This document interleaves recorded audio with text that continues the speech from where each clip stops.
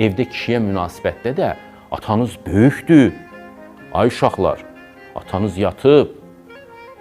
Ata görən nə deyər? Necə deyər? Müdürə deyərəm, müdür fikirləşərdi. Necə deyirsiniz ha? Evdə də elə qadın deməlidir. Atan görən nə deyər? Atandan icazə alaq gərək. İş yerini tərk edə bilirsiniz keyfiniz düşəndə. Müdürə demədən. Mənim işim çıxdı, mən getdim mağazaya. Yox.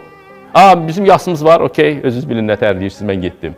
Mütləq müdürə deyirsin, yazarsan. Evdə də bu belədir. İndi bunu müzakirə edirlər. Qadın harasa gedəndə izin istəməlidirmi? Yox, mən deyir sənə deyirəm, gedirəm. Öndə işdə də belə eləyin də, ərzəvi yaz atqına ki, mən getdim. Sizə xəbərdar elədim, çıxdım, getdim. Bəlkə icazə verməyəcəyim. Bax, bu üstünlük məsələsi xoşa gəlməyən bir vəzifə bölgüsü ilə bağlıdır ki, bu həbi yeyə bilmir müasir adam. Ərin ola bilsin ki, deyəcək, getmə. Yeyə biləcəksənmi bunu? Qoymusanmı onu o pedestala ki, sən onun əmrinə tabi olasan? Yoxsa durub gedəcəksən, deyəcək, onda gedirsənsə bir dəfəlik get. İşdən çıxarıram səni, boşanırıq.